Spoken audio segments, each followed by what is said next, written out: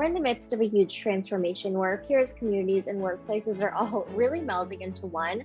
Welcome to Reimagining Company Culture. My name is Christina Giordano, and I'm a Partnerships and Community Manager here at AllVoices, and my pronouns are she, her, and hers. Today, I'm very excited to welcome our next guest onto the interview series, Amanda Myton. She is the Director of Employee Development at Anaplan. Amanda, if you want to tell us a little bit about yourself, including your pronouns, and also how did you answer the question when you were younger, what do you want to be when you grow up? Yeah, for sure. Thanks. I'm really glad to be here. I'm Amanda. My pronouns are she, her. And I love this first question.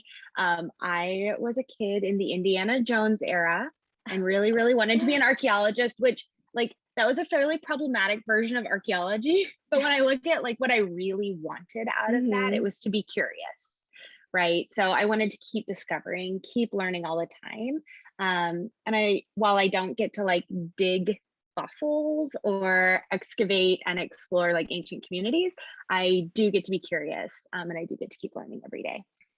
Incredible. Believe it or not, Indiana Jones has come up more than once when I asked this question as well. So definitely a figure that, was a role model when we were kids. Right. But I love the curiosity and just kind of common thread there as well. And I really want to ask how your personal journey has really led you up until this point to lead the employee development team, specifically at Anaplan as a company. Yeah, for sure. So this was kind of a journey by measures. And I think that's one of the great things about having been at a company as it moves from a startup to pre-IPO to post-IPO.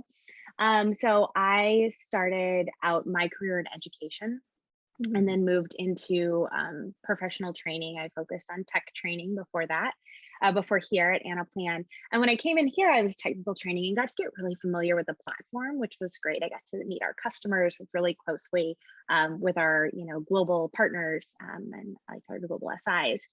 And one of the things that, as we started to grow and started to see the changes in our organization and how do we maintain our culture? The first time I sort of saw that, we were undergoing a massive change in our customer success organization. And I reached out to our VP of customer ops and then ultimately our chief customer officer. And I said, I think we need to manage this better.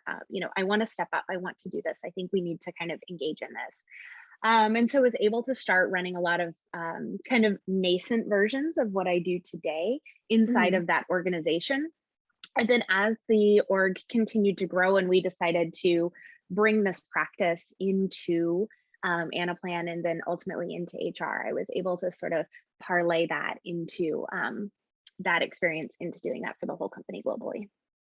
I think that's incredible because you really kind of carved a space out and really grown with the company as well and really solved a need for them too. And again, in terms of scaling and growing the team, Anaplan has, grown from 200 to 2,500. That's a lot of folks during your 7+ years there, which is exciting. How have you used tools like Tilt and other programs to intentionally really scale its company culture when you're onboarding so many people at once? Yeah, for sure. When I took on this specific role, we were kind of looking at two programs that I think are really, really important. When our current CEO joined, having a really strong culture was one of his, key initiatives, right? We actually went through an entire exercise to redefine our values that actually had a really strong grassroots element. I was lucky enough to get to lead a lot of those values workshops and brainstorm them. So that our values really were formed from the employee base. But we have two programs that I think have been really important as we scaled. One of them is called Anaplan Go, and the Go stands for Global Onboarding. And then Tilt 365. So when we were doing our big push into hiring and expansion, we actually used to fly everybody into San Francisco for Go. So all of our European new hires, all of our Asia Pacific new hires, everybody in the States, all came to San Francisco. And what we were really hoping to do there, is you join, and orientation is really for us just meant to get you the tools to get you hit the ground running that first day. And this usually happens between 2 weeks and 45 days after you've started. So you've kind of got a sense of what's going on. But we really want to give you a chance to connect to our company VSEM and our culture and our executive leadership and really affirm that you've made the right decision. So that's obviously changed in the last 4 years.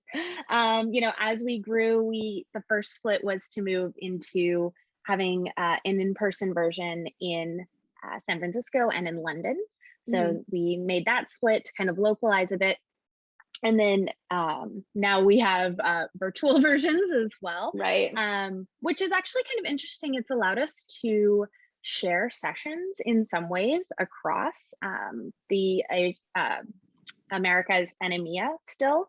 We'll kind of start EMEA in their afternoon and then carry on and pick up the US people as they come online, and then EMEA goes offline and America stays. But the heart of the program is really still the same, which I think is really great. And then part of Go is this Tilt 365 program, right? So everyone gets introduced to Tilt at these sessions, and it's a strengths-based assessment. So everybody's taken these sort of quizzes, they're very, very popular. But this one groups you into sort of 4 groups: impact, connection, structure, and clarity. Very, very strengths focused, growth mindset, that kind of bent. And when we get together and we teach this session, we've used it to really build this common language about how we work, how we communicate, and how we deal when things get difficult. So you'll hear people say things like, "I'm on a really tight deadline. I need to lean into my structure right now," or "I can't get this team to gel. You're a connection. Can you help me with some ideas?" And being able to say that, being able to know how to ask for help, I think is one of the best things you can do for your culture is share how we do help each other and what those strengths are. Yeah, absolutely. I think that's really important too, to also understand what exactly you're asking for as well, and have kind of a common language around that too. And the other part of the employee experience, of course, is once you know your strengths, and you also want to help kind of the solution or the product of the company as well, and also yourself as an individual career plan for the future. So can you give an example of why it's important to have common language when you're discussing specifically career development at work? Yeah, for sure. And you'll hear me come back to this topic of common language over and over again. And I think part of that comes from us being a global company that's also still fairly small.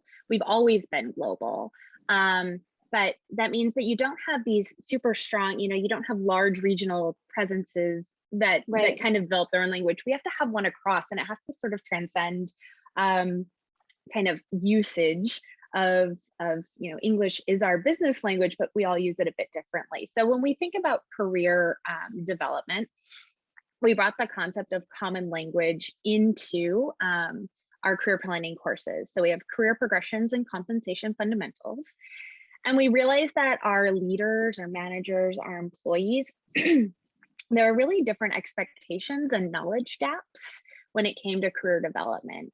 And so we wanted to get super transparent about how advancement and compensation work. And it wasn't fair. It's not fair to keep that information at kind of a leadership level while also telling employees they need to own their career, right? So it's kind of drawing back that curtain and saying, this is how this all works, right? And if you haven't had the privilege of having a parent who is in business, or a mentor, or having, grown up in a company that had a really strong career progression program, you don't know this. And so making sure that we are all sort of starting out and getting access to that information, I think is really, really important when we think about development and progression. Absolutely. It sounds like you're really investing in that. And it's really important just when you're having conversation around that, it's something that everybody really puts a premium on too. And it's a dynamic strategy too. So having conversations with employees as well. I know kind of specifically around this year, you shared that the engineering team in terms of departments has had a really big cultural shift from a virtual first environment. But at the same time, the function grew from, I think, was 400 to 600 this year. I really wanted to ask what the impact of this shift was, and how did you gather that feedback around an ideal workplace from that team? Yeah, so this, our engineering team was our only truly office-based, truly co-located organization. And so at the beginning of the pandemic, they were all in San Francisco and in London and York. That was pretty much it. Right. And so their ops groups did some really, really great early on the ground initiatives in Slack. And then, I should give credit to our CTO and my HR business partner for really Mhm. making this a success. But we were able to go and say, okay, let's actually run our first true employee engagement survey, really, really share the results and work through action planning with the leaders in this organization, which was a risk, right? Like, we've never run a survey like this. We're going to run it at a time when everyone is possibly incredibly stressed. Absolutely. That was a very pivotal moment. And then, yeah, not too long after that, we moved our customer care, that support group, into the tech organization, and that was most of the growth was. There was hiring as well, but a lot of that was, this kind of reorg piece. And then we reran the survey in May. We actually were able to see gains in almost all of these categories, even when we started controlling for the customer care group. Big, big changes for them, but I think it's a testament to when you really listen to the org, share those results, and are really transparent about the action planning, you actually can see how those changes affect the organization's engagement, even in times of real stress. Absolutely. And I think the best way to gauge kind of new strategies and see what is working, what needs improvement is to really ask for feedback, and ask how people are feeling and continuously ask and be transparent also when you ask what's happening with the feedback, not that it's going into a black hole as well. And it sounds like you've definitely created a really kind of a thriving environment for engineers as well. What are some other kind of engineering strategies you implemented to promote collaboration and career development for the department? Yeah, so this is still definitely a work in progress, right? But the collaborative piece is kind of at the heart of some of the work our tech leadership is doing.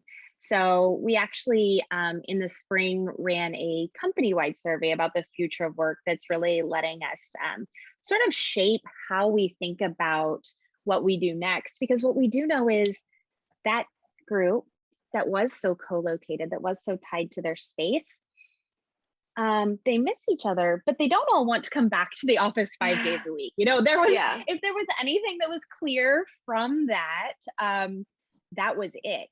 And so, it's kind of us thinking about how do we bring this together? How do we still make career progression? How do we still make the conversations and the observability that you would have had near those people happen when you aren't maybe next to each other? sure.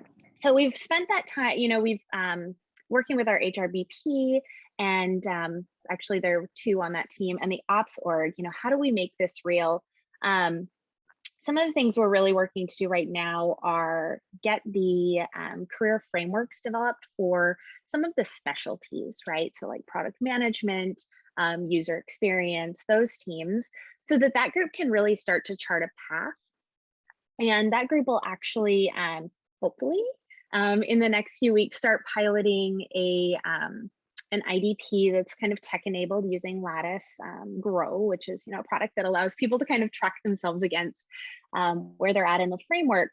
But the real nice, the real extra piece of this is I can also see if I'm in one of these sort of adjacent tracks, what skills do I need to actually move into that other track, right? So it's really transparent again, and not just, okay, well, I'm an individual contributor, here's what advancement looks like. Now I can say, oh, well, I'm in product management, but I'd actually be more interested in looking at this career here.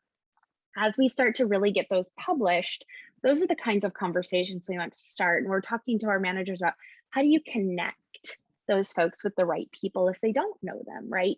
As a manager, you have access to a community that maybe your team members don't, and it's even more important right now. Absolutely. I think that's really important to carve out as well and really name. And you mentioned too that you were seeing when you were tracking kind of that feedback as well for the engineering team that you saw positive trends. Can you dig into a little bit of what Yeah. you mean by that and measuring the progress of like programs like this? Yeah, for sure. So, as we think about one of the things as you're talking about the engagement survey, we're really conscientious as we plan the surveys that we do that we don't ask questions that aren't things that we can't change or don't plan on changing, right? We want, when we give our group a voice, we want to make sure that we're measuring things that will be able to have an effect upon, right? So some of the things we're working on right now, most of them have to do with communication. Yeah. And I think that's, a continual question is, how do we best communicate? How do we continue planning that in a world that's both noisy, right? Because there's so many different systems between email and Slack and Confluence and those pieces. But at the same time, I might get lost, not necessarily knowing where those pieces of information lie. So there's multiple pieces happening there. I know in my team, we really see this for our new hires, and then sharing that back to our engineering groups as well. So for that group, really focusing on communication, and then also sharing that with the managers, right? Because again, the manager group tends to have a little more information. How are you sharing that? Are you inspiring? Are you making sure that your folks know what's happening? Because there's so much danger when we're not together that somebody gets left behind and doesn't know where those things are and doesn't know how to ask. So at the moment, when we're thinking about how we measure success and progress in our programs, there's some of those sort of standard measures. We look at enrollment, we look at completions, we look at satisfaction scores, kind of all of those things. But the other thing that I start to think about, when I have offered a program, right? So we offered some trainings around career development and career progression. The next step that I start to think about is, who is this reaching and when is it reaching them? So the next step I like to look at is geographically. Are we getting all of our regions? Is there a specific office that's lagging behind? Can I cut this by employee level to understand who is engaging and who isn't? Same for tenure, right? Is there a drop off, right? We know right now we have a lot of employees in that 2-year tenure piece. That's a big bubble. Are we reaching them? And then, what does it look like on the edges as well? So I'm always trying to think into those other layers as we talk about surveys, but also programmatic success. Are we making sure that those different intersections are still receiving that attention? Absolutely. I think that's really important to dig deeper into the data to see who is really giving that feedback. And I know so many people always kind of either they survey employees or they just ask one-on-one. And sometimes people don't feel comfortable giving feedback, even if they have the best culture in the world, they're bringing other experiences with them as well. So how do you really promote a culture of feedback in practice to make sure that people do feel like their voice is heard and, you get that voice of the employee? Yeah, and I'll actually say, thinking about that as well, somebody not attending or not engaging, that's also a form of feedback, right? So when I don't see that kind of participation, what is that telling me as well? Is it that they didn't know it was happening? Was it the messaging that wasn't working? Or did they not feel like they had time because of the requirements of their role? So when I see people not engaging, that's also really specific feedback. But when we think about actually creating this culture of feedback and actually, constructive or positive feedback, a few years ago, we actually led a campaign to really start with our success, right? And say thank you to each other. So we have a Slack channel called #praise, and it's actually still extremely active all across the organization. And it was a really, really fun campaign to lead. And I just, every time I see it, I think, wow, we did that, we created this moment of culture that persists and persists strongly. And when we all went home, one of the things we looked at was, how is that channel trending compared? And one of the things we saw was it became more active. Like people were like, oh, I need a way to say thank you. And I can't just do that by coming to your desk. So that's been really impactful, but that kind of feedback praise is only the first step. So since then, we've really worked to incorporate sharing feedback through all of our programs, right? Because it's not always just a training about how to give feedback. It's, making sure that those things are integrated and those threads are interwoven. We haven't cracked this, right? No one has, I think. And it's always a journey, right? But there's two other little things in there that I think are important, right? Like I talked Hmm. about with that tilt program, one of the things we actually ask everyone is how do you like your feedback, right? How do Yeah, you that's best important. accept feedback? Do you want it right away? Do you want it directly? Do you want it written? Do you Exactly. want it in person? And we have that conversation in Go. We tell them you've got to share that with your team and with your manager. That will, only return and ask them. They should be sharing that as well. The other piece is we actually built a framework for feedback to help people structure it. Hmm. So our feedback framework is EIO, evidence, impact, and outcome. Nice. So I always joke, and people are like, Amanda, does that play globally? I said, like I said, my background's in education, and I was a French teacher, and I also taught ESL. I said, if you know anything about people who learn English, they all know who Old MacDonald is, right? This is something that everyone knows. Yeah, And if they don't, that's okay. We'll catch you up. Someone will sing it sure. for you. But with this feedback framework, EIO, we don't want hearsay. We want evidence. We want Right. examples exactly from what you heard. We want to know the impact. So, kind of when you do this, Yeah. then that happens, right? When you speak over Natalie in our customer calls, and it looks like you don't trust her expertise, and we don't Right. come across as one team. And then the outcome, that's something that should be done together. So if it's constructive, what do we want to change for next time? And I tell everyone, feedback is a gift. Some people are Mhm. really terrible gift givers, just full stop. That is not a Right. skill of theirs, but everyone can learn. And if you send them to your favorite store and you give them a gift bag and some tissue, they're going to be much, much better set up for success, Yeah. right? They can get you the right gift. They'll put it in the gift bag. It'll be wrapped up in a way that meets your Yes. expectations. And then you're both set up for success in this interaction. So. I love that analogy. I've actually never heard that before, but I think that goes to kind of resourcing and meeting folks where they are. Again, going back to your point of Right? asking how people like to give and receive that feedback is definitely different. And I have a feeling I know what you're going to say to this next question, but just to reemphasize for folks who are listening too, in terms of why it's really important to cultivate this culture. How do you see just Yeah. like when you're building this employee trust and listening, really manifesting in the organization at large as well? Like why is it so important? Yeah.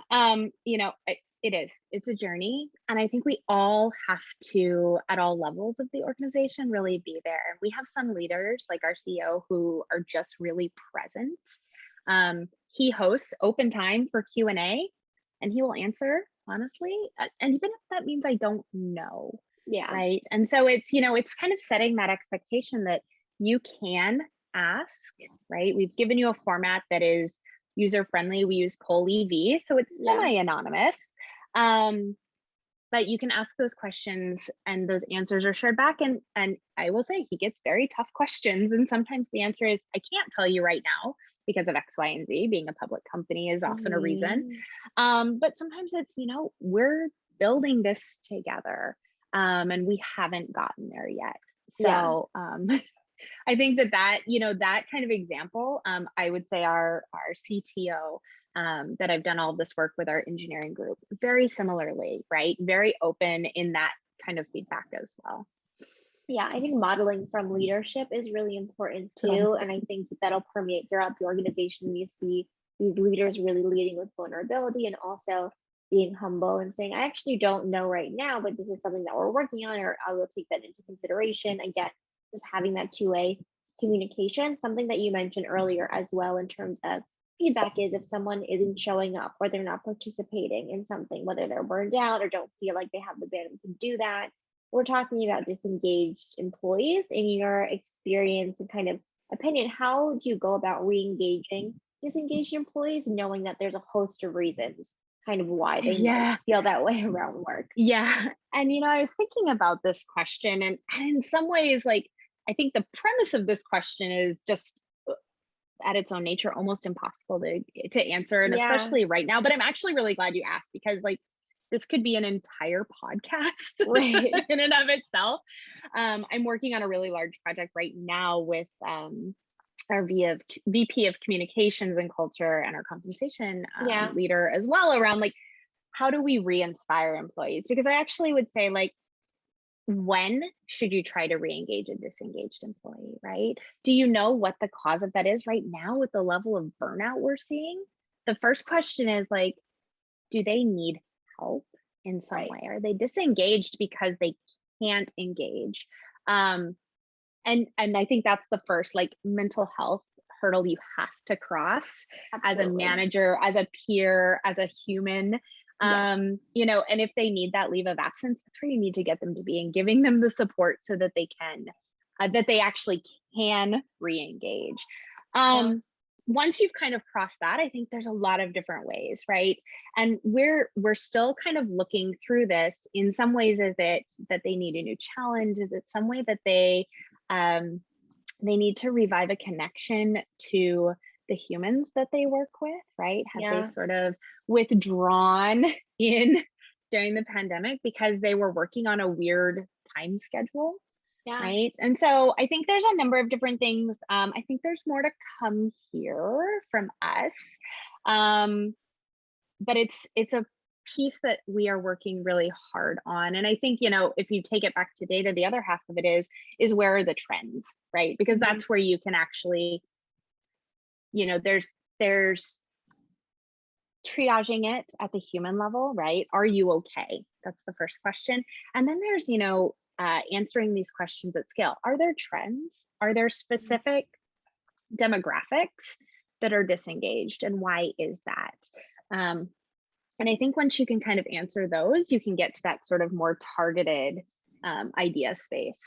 So I like the language that you use in terms of re-inspiring employees as well, and yeah, just having that understanding, because I think it brings it a level deeper too. And going back to just asking how people are feeling and not assuming, I think is really important as well.